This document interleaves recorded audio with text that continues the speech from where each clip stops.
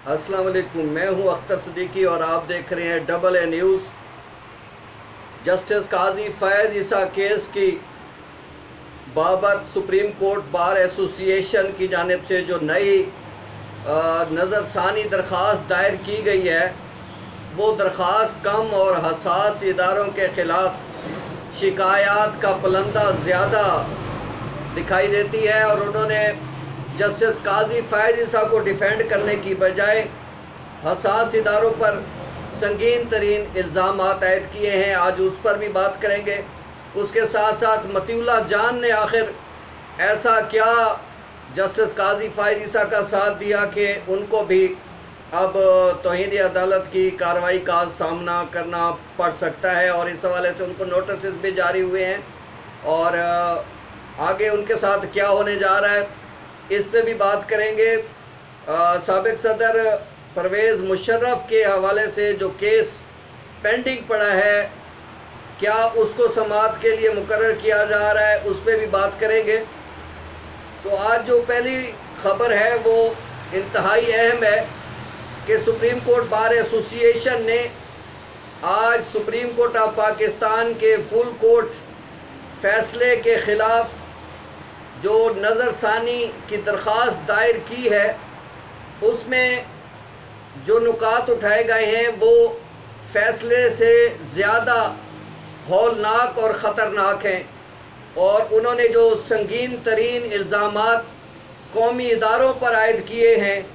उससे लगता यही है कि प्री प्लान तरीके से हसास इदारों पर कीचड़ उछालने की कोशिश की जा रही है। जस्टिस शौकत सिद्दीकी की फरागत का मामला भी उठाया गया है इस दरख्वास्त में और उसके साथ साथ ये भी कहा गया है कि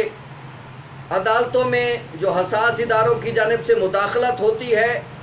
उसके हवाले से भी दरख्वास्तें पेंडिंग पड़ी हैं, उनको भी समाअत के लिए मुकर्रर नहीं किया जा रहा। तो बेसिकली ये जो सुप्रीम कोर्ट बार एसोसिएशन ने रिव्यू पिटीशन दायर की है, जिसमें असल तो उन्हें इस बात से इख्तलाफ था कि जस्टिस काजी फैज़ ईसा के ख़िलाफ़ रेफरेंस तो ख़त्म किया गया है, मगर सुप्रीम जुडिशल कौंसिल में मामला जूँ का तू बरकरार है। FPR जो है वो मुतहर्रिक क्यों हुआ है, वो जज के असासे क्यों जानना चाहता है और एक जज को आइन और कानून के मुताबिक पाबंद बनाने की क्यों कोशिश की गई है, इस पर थोड़ी बात की गई है, जबकि हसास इदारों के किरदार पर सबसे ज़्यादा तहफ़्फ़ुज़ात का इजहार करते हुए उस पर बात करने की कोशिश की गई है। एक सीनियर कानूनदान ने डबल ए न्यूज़ से बात करते हुए बताया कि इस तरह से रिव्यू पिटीशन दायर करने का कोई रिवाज सामने नहीं आया और रिव्यू हमेशा एक महदूद पैमाने पर होती है, उसका स्कोप इंतहाई मिनिमम होता है और उसमें रिव्यू सिर्फ इस सूरत में किया जाता है कि अगर फ़ैसले में कोई सुकम हो और फ़ैसले में कोई ऐसी बात कर दी गई हो जो आइन और कानून के मनाफी हो या दरख्वास्त गुजार ने कोई आइनी नुकात उठाए हों और वो मुकम्मल न हो सके हों, उस पर बात हो सकती है। मगर यहाँ जो रिव्यू पिटीशन दायर की गई है, उसमें जो चीज़ें सामने लाई गई हैं, एक तरफ कहा जा रहा है कि हसास इदारे और एजेंसियाँ वो अदलिया के निज़ाम में मुदाखलत करती हैं और फ़ैसलों पर असरअंदाज होती हैं। जस्टिस काजी फैज़ ईसा का फैज़ाबाद धरने का फ़ैसला उनके लिए मसला बना हुआ है और इसी वजह से वो चाहते हैं कि जस्टिस काजी फैज़ ईसा को किसी तरीके से उनके ओहदे से बरतरफ किया जाए और एक जज उनका पहले निशाना बन चुका है। उन्होंने भी हसास इदारों की निशानदेही की थी, जिसके हवाले से जस्टिस शौकत सिद्दीकी के हवाले से बात करते हुए सुप्रीम कोर्ट बार एसोसिएशन की दरख्वास्त में ये बताया गया है कि उन्होंने भी हसास इदारों की मुदाखलत बारे इंकशाफ किया था, जिसकी वजह से उन्हें अपनी नौकरी से हाथ धोना पड़े। और जस्टिस काजी फैज़ ईसा, जिनका बेदाग माजी है और फ्यूचर में वो चीफ जस्टिस पाकिस्तान भी हैं, उन पर जिस तरह के इल्ज़ामात लगाए गए हैं और जिस तरह से उनकी जासूसी की गई है, वो हसास इदारों के ज़रिए की गई है और इस तरह के किसी तरह के मैंडेट की आइन और कानून में कोई गुंजाइश नहीं है। और जगह जगह हसास इदारों को लपेटने की कोशिश की गई है और ये बात नहीं करने की कोशिश की गई कि आखिर काजी फ़ैज़ ईसा की अहलिया ने अगर मनी ट्रेल देनी थी तो मनी ट्रेल देने में क्या मुश्किलात थी। अब तो उन्होंने मनी ट्रेल दे भी दी है और FBI में उन्होंने अपना जवाब दाखिल भी कर दिया है। तो अब ये सारी सूरत हाल के मद्देनज़र होने के बावजूद सुप्रीम कोर्ट बार एसोसिएशन ने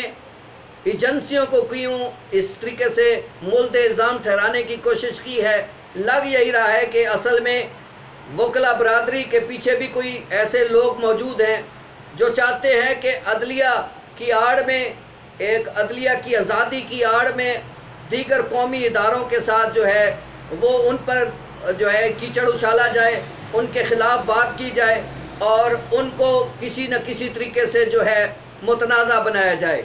और ये जो दरख्वास्त दायर हुई है, ये सुप्रीम कोर्ट को चाहिए कि ये इसको इंटरटेन ही ना करे, क्योंकि जिस तरीके से हसास इदारों और एजेंसियों पर बराह रास्त इल्ज़ाम लगाने की कोशिश की गई है, बजाय इसके कि फ़ैसले में सुकम बताए जाते, फ़ैसले में सिर्फ सुकम चंद एक बातें की गई हैं कि दोबारा से मामला सुप्रीम जुडिशल कौंसिल के भी रहमो करम पर छोड़ दिया गया है। साथ ये भी कहा गया है कि वो रेफरेंस बदनीयती पर मुश्तमिल था, जो भी मामले थे उसको ख़त्म होना चाहिए था। जस्टिस काजी फ़ैज़ ईसा के ख़िलाफ़ मज़ीद तहकीकात की इजाज़त क्यों दी गई, और अगर ये इजाज़त बरकरार रही तो अदलिया की आज़ादी ख़तरे में पड़ जाएगी। अदलिया की आज़ादी समझ में नहीं आता कहाँ से ख़तरे में पड़ेगी। सीनियर कानूनदान भुट्टा ने बात करते हुए AA न्यूज़ से उन्होंने कहा कि अदलिया की आज़ादी का यहाँ मतलब ये नहीं है कि जजेस काबिल एहतसाब नहीं। आइन के आर्टिकल 209 में वाज़े तौर पे कहा गया है कि जज अगर मिसकंडक्ट का मुर्तकिब होता है तो सुप्रीम जुडिशल कौंसिल जो आला अदलिया का सुपीरियर तरीन इदारा है, आइनी इदारा है, उसको आइन के आर्टिकल 209 के तहत सदर बजरिया रेफरेंस रजू कर सकता है और जज के ख़िलाफ़ मिसकंडक्ट के हवाले से शिकायत अरसाल कर सकता है रेफरेंस की सूरत में। जब आम आदमी को भी इस तरह के मामले में शिकायत दर्ज कराने की इजाज़त दी गई है। सुप्रीम जुडिशल कौंसिल ने अपनी कार्रवाई जारी रखी हुई थी कि जस्टिस काजी फ़ैज़ ईसा उसके मामले को लेकर सुप्रीम कोर्ट आ गए। सुप्रीम कोर्ट ने रेफरेंस तो ख़त्म कर दिया, मगर जो FBR का आइनी और कानूनी दायरा कार था और जिसके तहत उसे टैक्स के मामलात में पूछ गछ का पूरा इख्तियार था और है, उस हवाले से उस इख्तियार को बरकरार रखा। 7 जजी ने कहा कि FBR ये मामला देखे और अगर FBR समझती है कि कानून के मुताबिक जो है टैक्स जमा नहीं हुआ, ज़राए आमदन वाज़े नहीं किए गए, तो इस हवाले से जो भी रिपोर्ट है वो सुप्रीम जुडिशल कौंसिल को अरसाल की जाए। और सुप्रीम जुडिशल कौंसिल अगर समझे कि ये शिकायत बनती है तो फिर वो इस रेफरेंस को ओपन करके इस हवाले से मज़ीद तफसीलात जान सकती है और हुकूमत को भी इस बात की इजाज़त दे सकती है कि वो रेफरेंस इस बारे में दायर कर दें। ये दरख्वास्त सुप्रीम जुडिशल कौंसिल के फ़ैसले के ख़िलाफ़ और फिर अभी उसमें समाअत भी मुकम्मल नहीं हुई, सुप्रीम कोर्ट के फ़ैसले के ख़िलाफ़ जो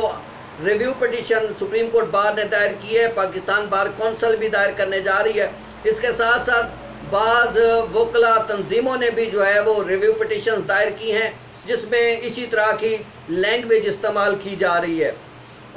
अदलिया सारी काबिल एहतराम है। जस्टिस काजी फ़ैज़ ईसा ज़ाती तौर पे नहीं बल्कि ये एक अदलिया के रुकन है और ये भी एक अदालत है, मगर जहाँ आइन और कानून की बात है वहाँ पे कोई मुस्तस्ना नहीं है, किसी को इस्तिस्ना हासिल नहीं है। अगर हज़रत उमर फ़ारूक रज़ी अल्लाह ताला अन्हु से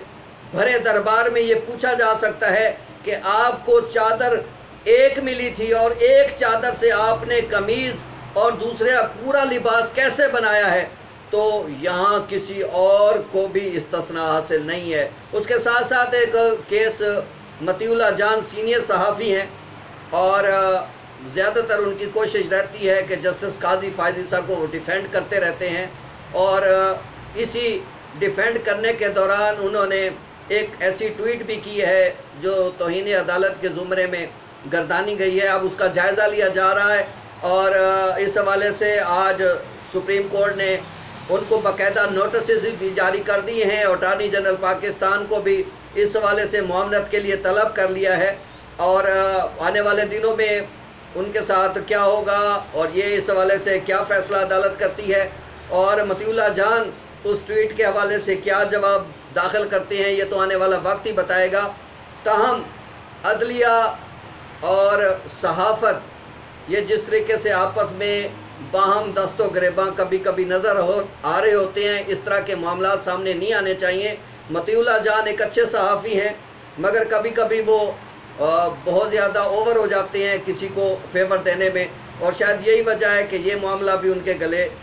पड़ सकता है। और इसी तरह दीगर मालूमात के लिए आप वीडियो देखते रहिए, दोस्तों को भी शेयर कीजिए। इंशाअल्लाह मज़ीद ख़बरों के लिए हाज़िर खिदमत होंगे। उस वक्त तक के लिए इजाज़त दीजिए। अल्लाह हाफ़िज़।